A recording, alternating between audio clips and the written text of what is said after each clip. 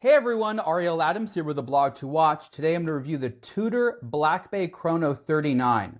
This is the Bumblebee, that's the dial version of this black and yellow style, and it is the very first version of the Black Bay Chrono 39 that Tudor has come out with. Why do I say that? Because they're probably likely to come out with other versions. This is now a supplement to the slightly larger 41mm wide version of the Black Bay Chrono. And I'm going to spend a lot of this video talking about the differences between the two because this is not a replacement model. Both watches are very similar in style. This is just meant to be a smaller, more compact version of the larger 41mm, and they both have the same movement.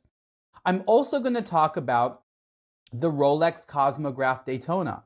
The reason I'm going to talk about the Rolex is because Tudor is part of what we'll sort of call the Rolex group. They're sister brands. And between them, they don't actually make a lot of chronographs, yet Rolex Daytona chronographs are extremely popular. So one of the things that this particular version of the Black Bay Chrono was meant to do is offer what I'll call a Daytona-like wearing experience. The Rolex Daytona does not look exactly the same, but in a lot of ways, it's similar. It has some similar features, and people are going to be getting the Black Bay Chrono 39 as an alternative. So style-wise, obviously Tudor's trying to prevent, at least for now, having watches that look similar to the Daytona in terms of colors. There's no black and yellow Daytona, for example. But we'll see how it goes as there's more and more, we'll call it conservative or mainstream versions of the Black Bay Chrono 39.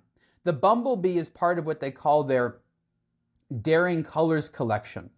And that is currently populated by a few other watches, most notably the Black Bay Chrono with the pink dial as well as the blue Flamingo dial. The blue one is literally has a pink color, Flamingo, but it's not. It's the blue one, and the pink one is a slightly different name. I forgot exactly what it is.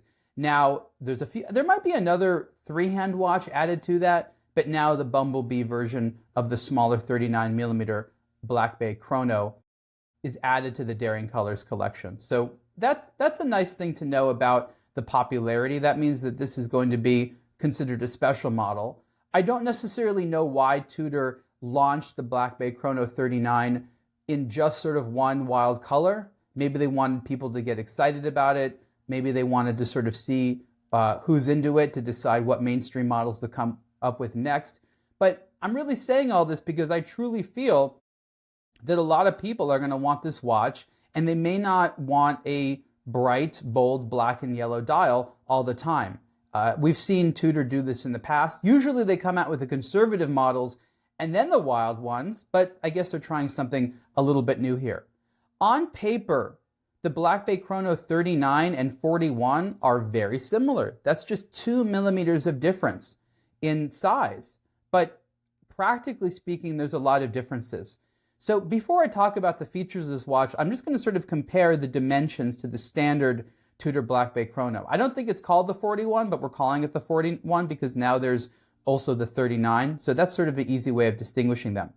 Both of them are in 316L steel, and both of them have basically the same type of shape. The 39 is 2mm narrower, but more importantly, it's thinner. And it's thinner by about 1.3mm, which is actually quite a lot. So this watch, 39mm wide, 13.1mm thick. To compare that, the standard 41 is 14.4mm thick. And this sidewall, this case sidewall on the 41 is a truly massive element.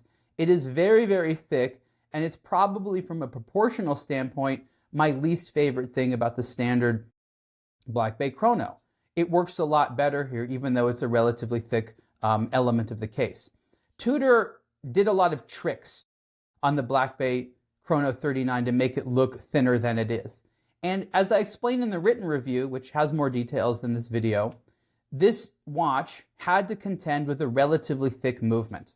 The movement inside the Tudor Black Bay Chrono 39 and 41 is the same. It's the in-house made Caliber MT5813, and that's an automatic chronograph movement, which is truly excellent, but it's thick. It's 7.23mm thick. That's pretty thick, and it's about 30.4mm wide. It's a great movement.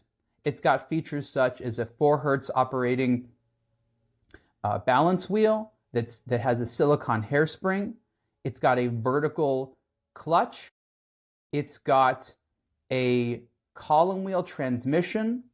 As I think I said, 70 hours of power reserve. If I didn't say it, 70 hours of power reserve. Features the date.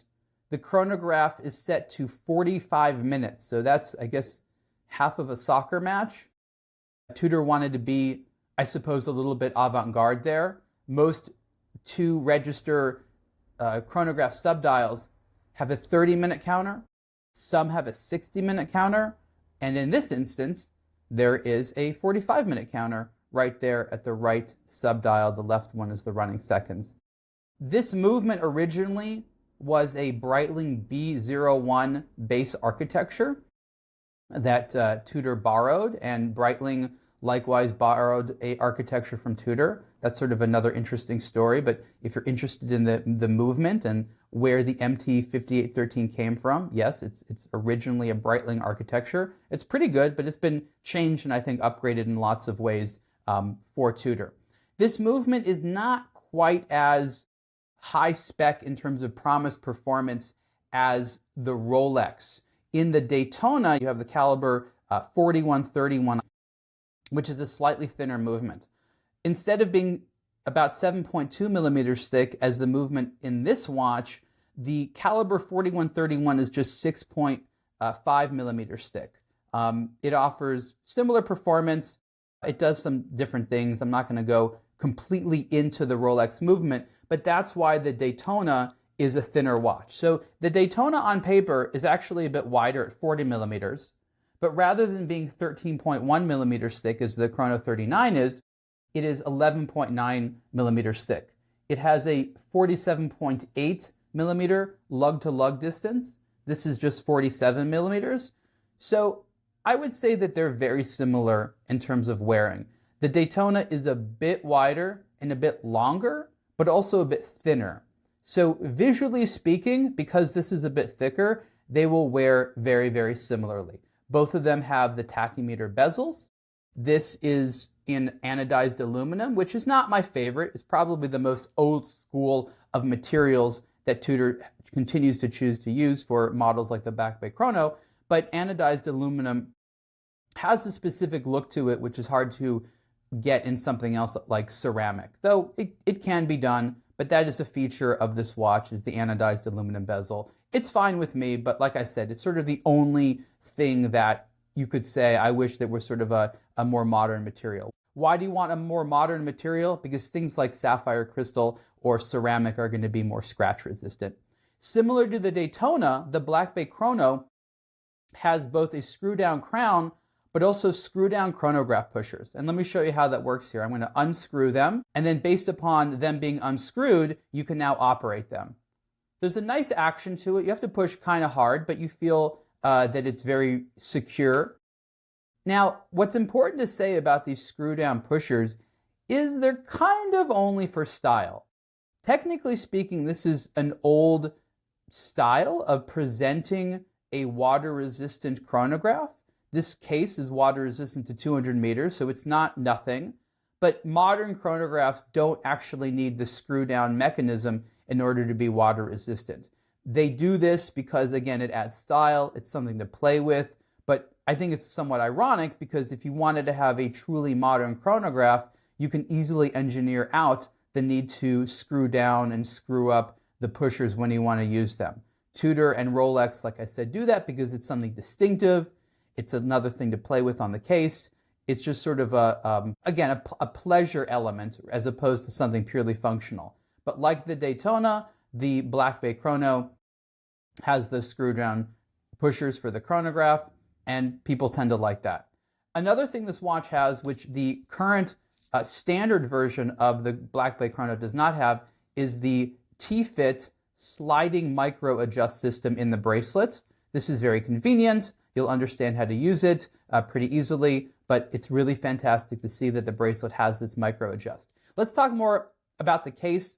and some of the special things that Tudor did to visually reduce mass. Yes, it is a smaller case, but there's also a lot of tricks that they did to make this case look even thinner than it is, because again, the movement in there is about 7.25 millimeters. But it is, again, a thick movement there, and you can see that there's a lot of tricks. One of them is what's called the box-style sapphire crystal. The crystal sits a little bit over the bezel, and so the actual metal bezel can sit lower. The sapphire is a bit higher. That's one trick. The rear of the case, you can see it's kind of what they call a bubble style or domed. So what you can see is the case back here is a bit domed. Normally you'd see the case back be flush, but in this instance it extends a little bit, so you can have thinner lugs, but the actual compartment for the movement is a little bit thicker. Another interesting thing they did here is this polished line. I don't know how well you can see, but there's this polished element here. The case side is polished, but also there's this polished bevel there, and the polish is quite thick. It's a thick line. The thicker line actually makes the watch look a little bit thinner. Another feature which is interesting is a slightly recessed bracelet. You typically want to have a bracelet which is flush with the lugs, but in this instance, Tudor decided to make the bracelet a little bit lower. Now the middle link is high again, so there is an understanding that some type of visual flushness is necessary, but making the bracelet a little bit thinner and the end link allows the overall bracelet to be thinner. It's a 20 millimeter wide bracelet that tapers. The standard Black Bay Chrono's bracelet is 22 millimeters wide, so that's another area where it's thicker. And I think that Tudor pretty masterfully combined the need to have a certain size with a thinner bracelet, with the sort of proportions they were looking for. There's a lot of R&D that went into this. You can tell that Tudor spent an awful lot of time trying to perfect this design, and I think they did a really good job. As I also say in the written review, it's not that one version of the Black Bay Chrono is better than the other one. The 39 is not better than the 41. In fact, the 41 still costs a little bit more. And as I said, they have the exact same movement. So the way that I've identified the difference between these watches is, as I said, these are beasts for different hunters. They're both similar watches, but they're for different audiences. Someone who wants to wear the 39 millimeter probably doesn't like the look of the 41, and someone who likes the size of the 41 may feel that the Black Bay Chrono 39 is too small. That's why Tudor is going to be making both of them simultaneously. For a long time, people have been asking for a new Tudor chronograph, and it's great that it's here. No, it's not a new movement, and no, it's not a direct Daytona competitor, but it's about as close as we'll get. The movement inside of it, the MT5813, continues to be a truly fantastic chronograph, and it's a great value when looking at Swiss-made Genevan chronographs right now. Retail price for the Tudor Black Bay Chrono 39 Bumblebee, reference M79310N-0001, is $6,725. For comparison, it's $6,875 for the larger 41 millimeter wide version of the Black Bay Chrono in steel on the bracelet. And just for comparison purposes, the Rolex Daytona in steel has a current retail price of about $16,900, which is a lot more money. So you can see that this watch is about 1/3 the price of the Daytona, meaning that it's a great value. So yeah, $6,725 is still an expensive price for a timepiece, but compared to the competition out there, you get a lot of watch for your money with the Tudor Black Bay Chrono 39. Please look to the blog2watch.com website to see their full review and check out the Tudor website to learn more about their collection. Thanks.